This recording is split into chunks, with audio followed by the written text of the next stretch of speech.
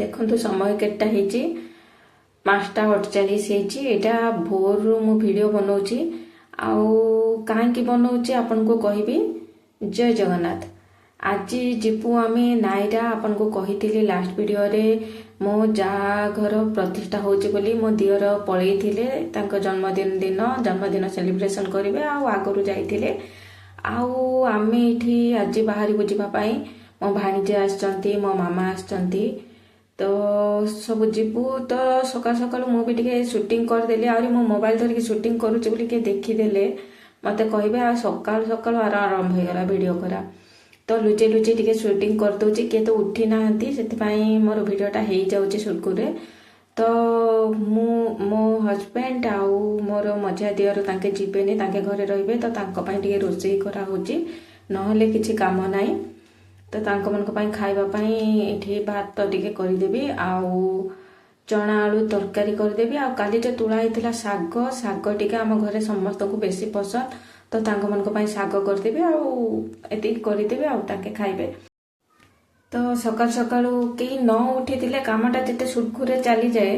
ଆଉ ସମସ୍ତେ ଉଠିଲା ପରେ ଯେଉଁ ସମସ୍ତେ ଜିନିଷ ମାଗିବେ, ତାଙ୍କମାନଙ୍କୁ ଜିନିଷ ଯୋଗା ହେବ, ସେ 5 ମିନିଟ୍ର କାମ ହେଇଥିଲେ ବି 5 ଘଣ୍ଟା ଲାଗିଯାଏ। ଯିଏ ଜଏଣ୍ଟ ଫ୍ୟାମିଲିରେ ରହୁଥିବ ବା ଲୋକମାନଙ୍କ ଭିତରେ ରହୁଥିବ ସେଇଟା ନିଶ୍ଚିତ ଭାବେ ଜାଣୁଥିବ। ସେଥିପାଇଁ କିଏ ନ ଉଠିଲା ଆଗରୁ କାମ ଯାକ ସରେଇ ଦେଲେ ସବୁଠୁ ବେଟର। ଏଠି ଦେଖନ୍ତୁ ମୋର ଭାତ ପାଣି ଫୁଟିଗଲାଣି, ତ ମୁଁ ଚାଉଳ ଧୋଇ ଦେଉଛି। ଆଉ ମୁଁ ଚାଉଳ ଧୋଇଲା ବେଳେ ସବୁବେଳେ 3ରୁ 4 ଥର ଧୁଏ। ଆପଣମାନେ କେତେ ଥର ଚାଉଳ ଧୁଅନ୍ତି ମୋତେ କମେଣ୍ଟରେ ଜଣାଇବେ।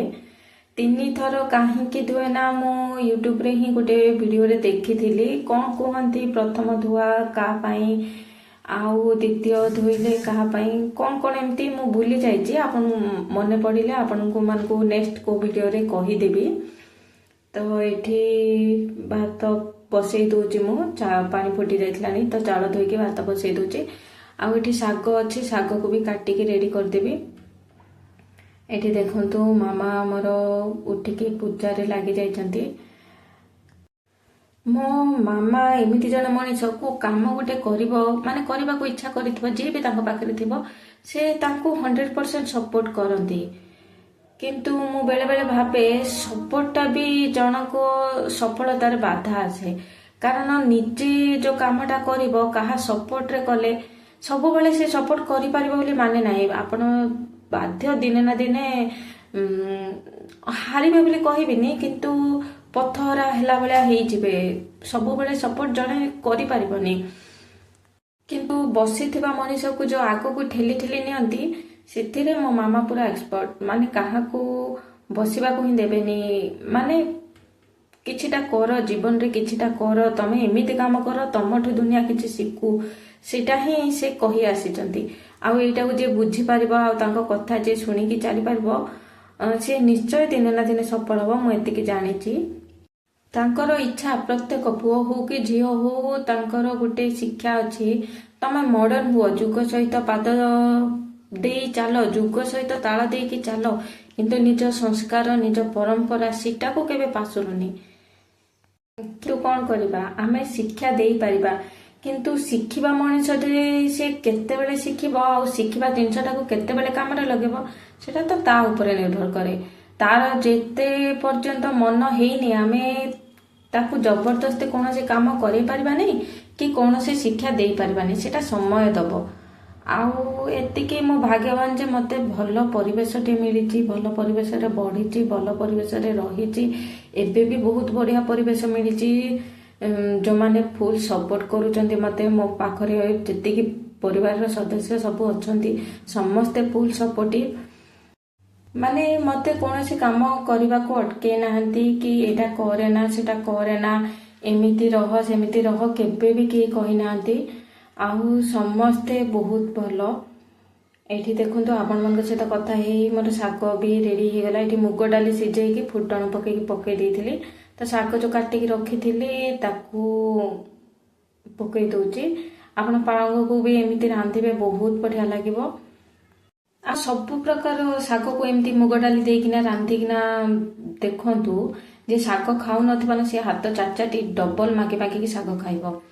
ତ ଏଠି ଚଣା ଆଳୁ ବି ସିଝି ଯାଇଛି, ତ ଜଲ୍ଦି କାମ ସରେଇବାର ଅଛି, ସେଥିପାଇଁ ମୁଁ ପିଆଜ ଭାଜିବା ପର୍ଯ୍ୟନ୍ତ ଅପେକ୍ଷା କରୁନି। ଏଇଠି ମାମା ମୋତେ ସୁଟିଂ କରିବାରେ ସାହାଯ୍ୟ କରୁଛନ୍ତି। ତ ତାଙ୍କୁ କହିଲି ମସଲା ପକେଇ ଦିଅ ଇଏ କର, ତାଙ୍କେ କହୁଛନ୍ତି ପିଆଜ ଟିକେ ଭାଜି ହଉ। ମୁଁ କହିଲି ପିଆଜ ଭାଜିବା ପାଇଁ ଟାଇମ୍ ନାହିଁ, ଜଲ୍ଦି ଜଲ୍ଦି ବାହାରିବା, ନହେଲେ ବାହାରି ପଡ଼ିଲେ ଆଉ ରଖେଇଦେବେନି, ଜଲ୍ଦି ବାହାର କହିବେ।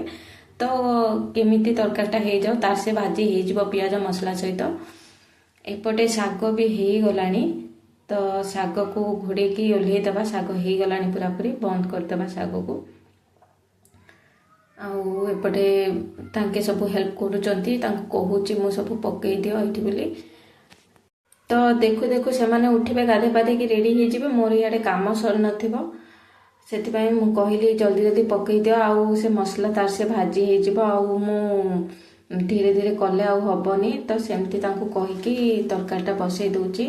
ମୋତେ ଆଜ୍ଞା ବୁଲିବା ପାଇଁ ବହୁତ ଇଚ୍ଛା, ଦୁନିଆ ବୁଲିବାକୁ ଇଚ୍ଛା, କିନ୍ତୁ ସେ ଯେଉଁ ଗାଡ଼ିରେ ବସିକି ଗଲାବେଳୁ ମୁଁ ତ ଗୋଟେ ପେସେଣ୍ଟ ହେଇଯାଇଥିବି, ଆଉ ମୁଁ ବୁଲିବି କୁଆଡ଼େ। ଆପଣମାନଙ୍କୁ ଏମିତି ହେଉଛି କି? ଆପଣମାନଙ୍କୁ ବି ଗାଡ଼ିରେ ବସିଲେ ମୋ ଭଳିଆ ବାନ୍ତି ବାନ୍ତି ଲାଗୁଛି, ବାନ୍ତି ହେଉଛି କି? ମୋତେ କମେଣ୍ଟରେ ନିଶ୍ଚୟ ଜଣାଇବେ।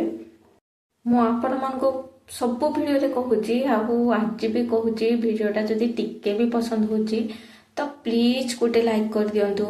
ଆଉ ଭିଡ଼ିଓଟା ଭଲ ଲାଗିଲେ ଆମ ଚ୍ୟାନେଲକୁ ସବସ୍କ୍ରାଇବ୍ କରିଦିଅନ୍ତୁ।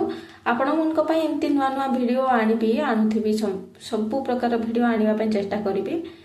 ତ ଆପଣମାନଙ୍କର ସପୋର୍ଟଟା ମୋତେ ନିହାତି ଦରକାର ନେକ୍ସଟ ଭିଡ଼ିଓ ଅପଲୋଡ଼ କରିବା ପାଇଁ। ଆପଣମାନଙ୍କର ସପୋର୍ଟଟା ମୋତେ ଏନକରେଜ୍ କରିବ।